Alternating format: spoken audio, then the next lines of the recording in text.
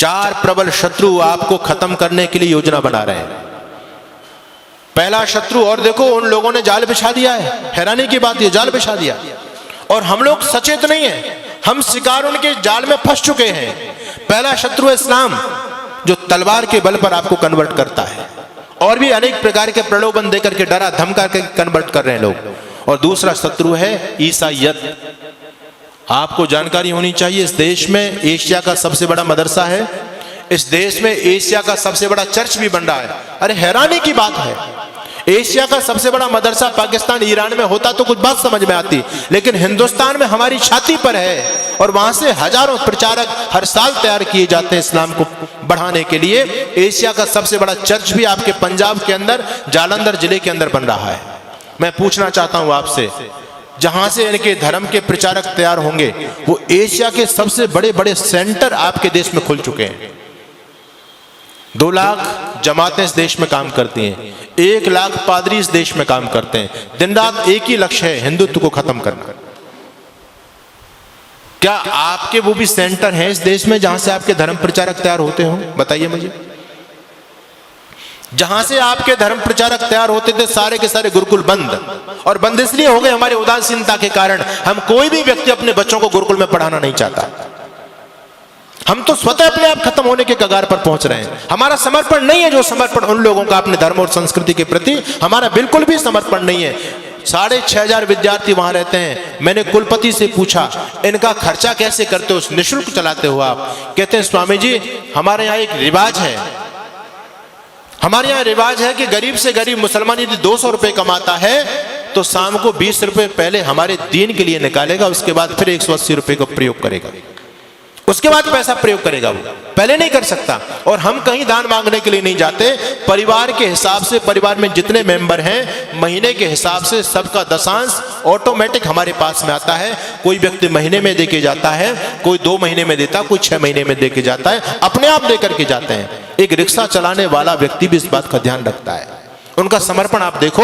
आप खूब कोठी बंगले बना रहे हो, संपत्ति जोड़ रहे हो, लेकिन आपका भविष्य अच्छा नहीं है। वो लोग आगे बढ़ते चले जा रहे हैं। मैं आपको डराने के लिए नहीं कहता, मैं आपको सावधान करने के लिए आज बताना चाहता हूं। ईसाईयत इतनी चरम सीमा पर फैल रही है। पहले आदिवासी क्षेत्रों में थे ये लोग, अब विकसित राज्यों की तरफ, पंजाब हरियाणा जो सबसे विकसित राज्य हैं, उनमें लोगों ने डेरा जमा दिया है, पूरी तरह से डेरा जमा दिया। गांव की गांव हरियाणा के अंदर कैथल जिले के अंदर एक गांव ऐसा है जो पहला गांव बन चुका है, और उस गांव के अंदर एक भी हिंदू नहीं बचा, सारे के सारे ईसाई हो गए, सारे के सारे ईसाई हो गए। 2 शत्रु प्रबल हैं जिन्होंने पूरी तरह से खत्म करने की योजना बना दी। यूरोप से आपको खत्म कर दिया, एशिया से आपको खत्म कर दिया। अब दोनों जो प्रबल शत्रु हैं आपके दुश्मन, ईसाईयत और क्रिश्चियनिटी, इन लोगों का ध्यान केवल भारत देश की तरफ है और उन लोगों का ध्यान केवल आप हिंदू लोगों की तरफ है। दोनों में प्रतिस्पर्धा हो रही है कि कौन ज्यादा से ज्यादा हिंदुओं का सफाया करेगा, कौन इनको ज्यादा से ज्यादा ईसाई बना पाता है या हम इनको मुसलमान बना पाते हैं। दोनों वर्ग बहुत बड़े टारगेट लेकर के आपके बीच में काम कर रहे हैं। तीसरा शत्रु है कम्युनिस्ट विचारधारा। ये इनसे भी ज्यादा घातक है, इनसे भी ज्यादा घातक इसलिए है कि हम इनको शत्रु समझते ही नहीं। क्रिश्चियनिटी और ईसाईयत को और इस्लाम को हम शत्रु मानते हैं, लेकिन ये जो कम्युनिस्ट विचारधारा है ये अंदर अंदर देश की जड़ों को खोखला कर रही है। उनसे भी ज्यादा खतरनाक है। इनका नाम शमशेर खां और ये नहीं मिलेगा, इनके नाम आपके ही नाम मिलेंगे, मारकंडे काटजू। नाम सुनकर के आपको लगेगा कि ये तो कोई ब्राह्मण है, अपना ही भाई है। नाम आपके हैं उनके, और काम सारे के सारे हिंदुत्व को खत्म करने के। और ये तो एजेंडा सबने अपना लिया है। पहले ईसाई मिशनरी जब इस देश में काम करती थी तो पहले धर्म परिवर्तन करते थे, नाम बदला करते थे। अब वो लोग भी सतर्क और सावधान हो गए। वो लोग अब नाम नहीं बदलते, क्योंकि नाम बदलेंगे तो लोगों की आंख खुल जाएंगी, अरे हमारे इतने भाई कन्वर्ट हो गए, ईसाई बन गए। तो नाम वही रखते हैं लेकिन अंदर से धर्म परिवर्तन करा देते हैं, जिससे हम लोग गफलत में सोते रहे। आप लोगों ने छत्तीसगढ़ के मुख्यमंत्री होते थे, नाम था अजीत जोगी। नाम सुनकर के आपको क्या लगता है जी, कौन होगा? अजीत जोगी।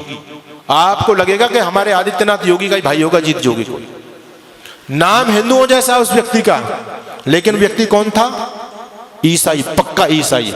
उस व्यक्ति ने सत्ता में रहते रहते लाखों लोगों को कन्वर्ट किया, और जब वो व्यक्ति मर गया तो ईसाई रीति रिवाज के द्वारा उसको दफनाया गया, उसका अंतिम क्रियाकलाप किया गया। मैं आपको बताना चाहता हूं, पंजाब के मुख्यमंत्री होते थे चरणजीत सिंह चन्नी, स्वाफा भी बांधते थे, साफा लगते थे, सरदार जी हैं, लेकिन कौन थे? क्रिश्चियन। यानी हम लोगों को गफलत में रखने के लिए, और मैं कहना चाहता हूं आपसे, एक व्यक्ति है इस देश में जिसको हमारे बहुत सारे भाई बंधु देश का प्रधानमंत्री बनाना चाहते हैं। नाम क्या है जी? राहुल गांधी। ठीक है, हो सकता मेरी बात से लोगों को कुछ मिर्च भी लगे। नाम है राहुल गांधी, लेकिन कौन है? धर्म से बताओ मुझे, क्या धर्म है उस व्यक्ति का? है वो ना मुसलमान ना ईसाई, वो तो वर्ण संकर खिचड़ी है। उसके दादा परदादा कभी मुसलमान थे, फिर उसकी मां ईसाई थी, वो हिंदू तो है ही नहीं। लेकिन हैरानी की बात यह कि हिंदू उसको प्रधानमंत्री बनाना चाहते हैं। यानी हम जरा भी नहीं सोचते, जब इस ईसाई इस देश की सत्ता को अपने हाथ में लेगा, वो ईसाइयत को बढ़ावा देगा, हिंदुत्व को बढ़ावा देगा। ये सोचने की बात है। हम अपने स्वार्थ में इतने ज्यादा अंधे हो रहे हैं, आज राजनीतिक स्वार्थों में इतने अंधे हो रहे हैं। कोई अगर राजनीतिक पार्टी देश के लिए अच्छा काम भी करे, हमको उसका विरोध जरूर करना है। अभी इस देश की केंद्र सरकार ने एक योजना निकाली, अग्निवीर की योजना निकाली। लोगों के पेट में दर्द हो रहा है, राजनीतिक लोगों के पेट में दर्द हो रहा है, आने वाले भविष्य को नहीं देख पा रहे। मैं आपको आगाह करना चाहता हूं, इस देश में भयंकर गृह युद्ध होने वाला है, टल नहीं सकता, अवश्य में भावी है, रुकेगा नहीं वो। और उसकी उन लोगों ने तैयारी कर रखी है पूरी तरह से। उनका छोटा छोटा बच्चा बम चलाने में, पत्थर फेंकने में, तलवारबाजी में, चैनबाजी में एक्सपर्ट है। उनकी लड़कियां भी एक्सपर्ट हैं। आपके बच्चे क्या जानते हैं? एक ही बच्चा है आपके पास में, उनके 17 वो तो कहते हैं 2-4 मर भी गए, फिर भी हमारे पास 11-15 तो फिर भी बचते हैं। कोई हमको चिंता वाली बात नहीं। उनका बच्चा बच्चा एक्सपर्ट है। हमारे आदरणीय जो बुद्धिमान राजनेता लोग हैं, उन्होंने सोचा कि हम भी अपने बच्चों को कम से कम ये जो है आत्मरक्षा का चीज तो सिखाई दे। जब देश के हालात बदलेंगे तो कम से कम स्वयं की रक्षा कर पाएंगे, अपनी बहन बेटी अपने बच्चों की रक्षा तो कर सकते हैं वो लोग। इसके लिए अग्निवीर योजना चलाई गई कि हर एक बच्चे को सैनिक शिक्षा दी जाए। अच्छी योजना है, इसका विरोध नहीं करना चाहिए, इसका सम्मान करना चाहिए। हर बच्चे को ये सैनिक शिक्षा मिले, क्योंकि आने वाला समय बहुत भयंकर है। आपके घर में लाठी तक नहीं है, आपका बच्चा कुछ जानता ही नहीं है, आप कैसे उन विधर्मी लोगों से टकराओगे? एक सज्जन कहने लगे, अब हमको AK-47 रखनी पड़ेगी, बंदूक रखनी पड़ेगी, भाला रखना पड़ेगा, अपने घर में फरसा रखना पड़ेगा, लाठी रखनी पड़ेगी। अरे मैंने कहा, इतने हथियार के नाम तुमने गिना दिए, इन हथियारों को चलाएगा कौन? कोई चलाने वाला है तुम्हारे पास में? एक बच्चा है, उसको हमने क्या बनाना चाहते हैं? उसको DM बनाना चाहते हैं। वो लोग कहते हैं हिंदू इतना मूर्ख प्राणी है धरती पर, एक बच्चा करके अपने बच्चों को DM बनाना चाहता है। हम 17 बच्चा पैदा करते हैं, इस देश का PM अपना बनाएंगे। जिस दिन इस देश का PM हमारा बन जाएगा, DM कुछ नहीं बेचेगा, शासन हमारे हिसाब से चलेगा। क्या लोगों की योजना है?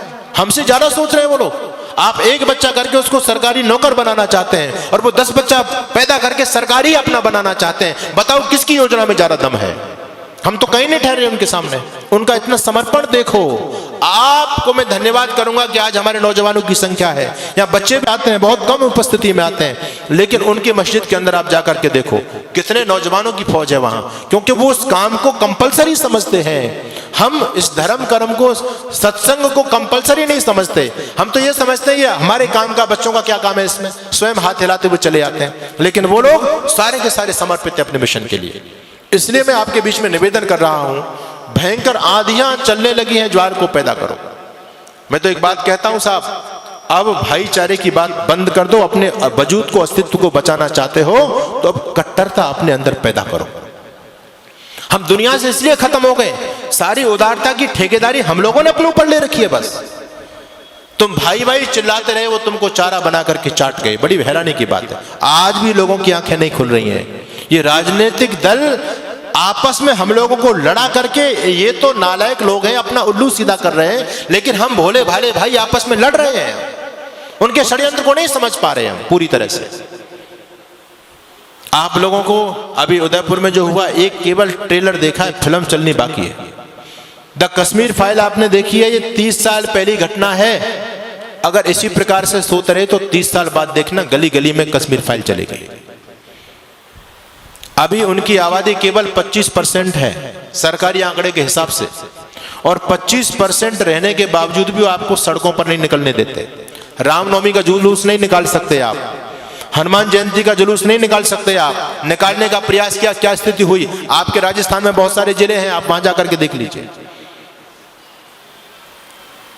हम 26 जनवरी 15 अगस्त पर तिरंगा यात्रा नहीं निकाल सकते। अभी वो केवल 25% है, तब आपको सड़क पर नहीं निकलने दे रहे हैं। जिस दिन 40 और 50% हो जाएंगे, आप लोग क्या सोचते हैं कि आपको अपने घर में रहने देंगे? वो संभव ही नहीं है। अपने अति